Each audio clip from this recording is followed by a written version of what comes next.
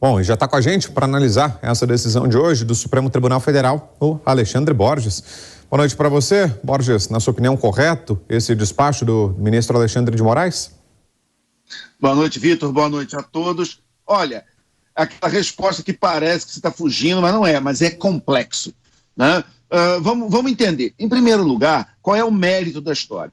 Claro que essa decisão nasce daquele inquérito das fake news, o inquérito de ofício, que aqui ninguém gosta, ninguém vai defender, e não é isso que está em questão. A decisão foi dada, a decisão se cumpre. Qual que é o problema? O problema é que o pano de fundo desse debate é algum tipo de regulação das redes sociais, que é um fenômeno que não dá para a gente usar nessa discussão ferramentas antigas, por exemplo, da maneira como se regulava ou se imaginava regular a imprensa. Por quê? Porque por mais que a imprensa tivesse uma alta penetração, é diferente das redes sociais hoje em dia, que você tem pessoas que praticamente moram em bolhas cognitivas, onde elas só consomem um tipo de informação e muitas vezes elas não têm sequer acesso a informações divergentes. Então tem muita gente muito mal informada, estimulada por esse algoritmo, que ele funciona da seguinte maneira: quanto mais você consome a informação de um determinado tipo, mais o algoritmo da rede social tenta te oferecer um conteúdo parecido, tentando adivinhar o que você gosta, para aumentar o chamado engajamento, curtidas, compartilhamentos, comentários, que é isso que dá dinheiro, que dá bilhões e bilhões para essas empresas enormes. Então, existem duas posições radicais nesse debate. Tem a posição que eu chamaria de posição monarque, que é aquele influencer, o Bruno Ayub, que é visto como alguém que é muito radical para o lado da liberdade, que pode tudo, que vale tudo. E você tem o outro lado que eu chamaria de Felipe Neto, que é outro influenciador alinhado com o PT, que está de corpo e alma no trabalho de defesa da PL, do projeto de lei 2630, do jeito que está. Eu acho que as duas posições extremas não são as ideais. O ideal é a gente entender que algum tipo de regulação tem que ser feita, porque é uma maneira nova de se lidar com esses problemas, que a legislação anterior e antiga não funciona.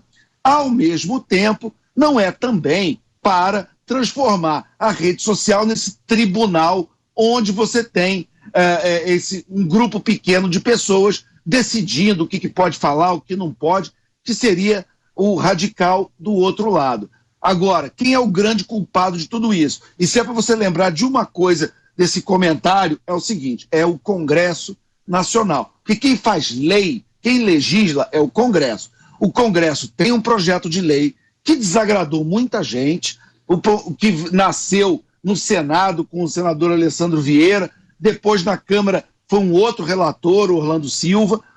Esse projeto de lei levantou uma série de polêmicas. Por quê? Porque o parlamento tem que ter polêmica. É para falar, né? Para falar, para discutir. É por isso que você tem 513 deputados. É para você ter diversas vozes. Então, quanto mais debate, melhor. O que o Congresso Nacional fez? O PL, do jeito que estava, não foi bem recebido pela sociedade, foi tirado de pauta, sabe-se lá para quando, e o que acontece? As discussões que deveriam estar acontecendo não estão acontecendo. O PL saiu de pauta na semana passada, o judiciário viu que tinha um vácuo e entrou e avançou para preencher esse vácuo. Não é o ideal, mas achar que o judiciário é o único culpado pelo que está acontecendo não é justo. O problema é o Congresso Nacional, que é o legislativo, não legislar e não criar um marco regulatório e legal para a atuação das redes sociais, que nem sirvam de plataforma para cometimento de crime e nem vão tolher a liberdade de expressão. É fácil? Não é. É por isso que deputado está lá. Com todos os recursos que eles têm para debater, para estudar, para entender como é que está a situação no Brasil e no resto do mundo, e a partir daí apresentar para a sociedade algo que seja minimamente qualificado. Então, só fechando, a comparação que eu faço é o seguinte: o judiciário parece aquele goleiro que está dando chutão porque a zaga não está funcionando, a zaga está tomando bola nas costas e o goleiro está bicando. Agora, a culpa é do goleiro? Não, a culpa é da zaga. E a conduta das empresas, Borges, porque fato é que fez a diferença, né? O posicionamento de todas as big techs, né? Em primeiro lugar o Google, né? Que fez uma ação, uma campanha ali na página inicial, poucos dias antes da votação, na véspera da votação, né? Colocou ali uma mensagem crítica ao projeto de lei, e essa reação de última hora das empresas acabou até frustrando os planos do próprio governo, do relator, o deputado Orlando Silva, que é ligado ao presidente Lula, mudou o ambiente e teve que ser retirado de pauta o projeto. Agora veio o Telegram com essa mensagem disparada ontem. Você acha que é correta essa manifestação? É natural que empresas que sejam afetadas por uma legislação, seja ela qual for, se manifestem?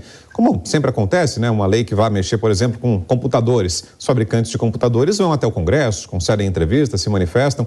É natural esse tipo de manifestação das empresas de tecnologia? Ou nesse caso passou do ponto, na sua opinião, Borges? Não, nós mesmo estamos nos posicionando, a gente usa a internet, nós estamos na imprensa, o jornal o Globo fez um editorial. Então, assim, é claro que as empresas que são diretamente interessadas no assunto, elas têm que se posicionar e elas estão no direito delas de se posicionar. O que eu acho que é o problema que muita gente passa voando em cima o Google foi acusado de privilegiar nas buscas as opiniões que falam mal do projeto de lei e enterram para debaixo das buscas o que seria a defesa do projeto de lei. Aí a gente entra num terreno complicado, porque aí não é o Google empresa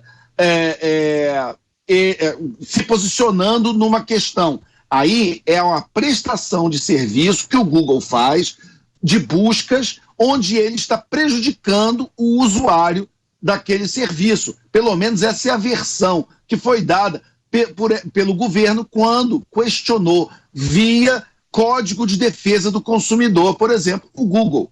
Porque se considerou que o usuário do Google é um cliente e estaria, como cliente, sendo prejudicado pelo buscador, que estaria manipulando de uma maneira ilícita o resultado das buscas. Então, é só para a gente diferenciar. O Google pode e deve se posicionar, o Telegram pode e deve se posicionar, todas as empresas. Mas a gente tem que tomar cuidado se essas empresas não estão usando seus algoritmos para que só chegue o conteúdo que eles queiram para os seus usuários. Aí nós entramos num terreno muito complicado de manipulação de informação. Então é só isso que a gente precisa entender, que são discussões diferentes. Pode se posicionar? Pode. Pode manipular o algoritmo para o conteúdo, só interessar a propaganda da posição das big techs? Não.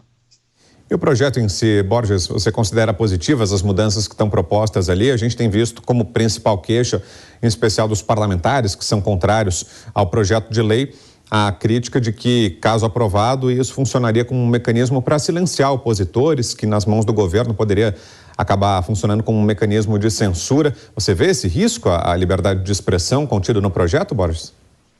Eu acho que todo mundo que está preocupado com isso tem razão de estar preocupado, mesmo que o projeto de lei não diretamente diga isso, mas se tem gente preocupada, vamos para o debate no Congresso. Esse que é meu ponto desde o início. Se existe uma parte importante da sociedade, e existe, que tem uma preocupação legítima em relação ao cerceamento da liberdade de expressão, não é hora de aprovar o PL. Vamos discutir. O que não pode é pegar o PL, tirar de pauta, botar na gaveta e tocar o barco como se o assunto tivesse superado. E aí o que acontece?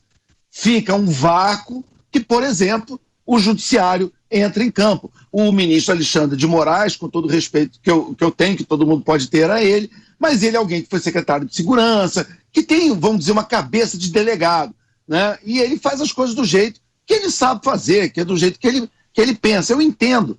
Agora, não é a maneira como a gente vai resolver esse problema. Então, o PL tem alguns méritos? Tem. ir atrás dos robôs, de impedir que pessoas estejam ali no debate tirando conteúdo sem identificação, que você não consiga chegar na pessoa, porque isso sim a Constituição brasileira não permite.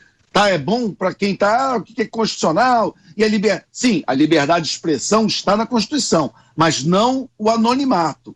Você, como nós estamos fazendo aqui, Vitor, eu estou dando a minha opinião, mas as pessoas sabem meu nome, sabem meu rosto, sabem onde eu estou. Se eu caluniar, se eu cometer algum crime, a justiça tem como chegar em mim, tem como vir atrás. Agora, se eu tivesse aqui com sem a imagem, e o nome fosse João 234, e eu tivesse aqui usando essa plataforma para espalhar injúria, calúnia, difamação, e eu não pudesse ser identificado, aí nós teríamos um problema. Então, essa coisa de ir atrás de robô, ir atrás de perfil anônimo, eu acho que está certíssimo. É um expediente que foi muito usado por quadrilhas, por milícias digitais, e isso empobreceu o debate político no Brasil, ajudou a muita mentira ser espalhada. Então, tem que ir atrás disso? Tem. Agora, quando você começa a falar de que tem que ter, que as próprias plataformas têm que estar gerando relatórios, tem que estar policiando, e elas ficam responsáveis civil criminalmente por tudo que sai, que vai fazer o quê? No limite, vai fazer com que elas acabem deletando qualquer coisa minimamente polêmica, e aí você vai ter o que às vezes parece que é a vontade de quem está apoiando isso, de você vai ter uma internet que não tem opinião, que todo mundo vai ficar postando foto do gato, vai dizer o que tomou no café da manhã, mas os grandes debates políticos vão sair. E isso ninguém quer, eu não quero, tenho certeza que você não quer. A gente sabe da importância fundamental das redes sociais para o debate político do Brasil. Agora, isso não pode ser confundido com a prática de crime. Existe uma linha tênue? Existe. E é para isso que o Congresso serve. Que se faça todos os debates necessários, que se discuta até a exaustão e se chegue a um texto que seja do consenso da maioria qualificada do Congresso antes de virar lei, porque é claro que a sociedade brasileira, toda usuária das redes sociais, tem que estar confortável com o texto. É isso, tema polêmico, projeto de lei das fake news, e a gente ainda vai falar bastante sobre isso. Continua esse debate lá em Brasília. Valeu, Alexandre Borges, obrigado pela presença. Valeu. Até mais. A gente não foge de polêmica, né, Vitor? Então vamos com tudo. Isso é bom, sempre bem-vinda. Valeu, Borges, até amanhã. Até amanhã.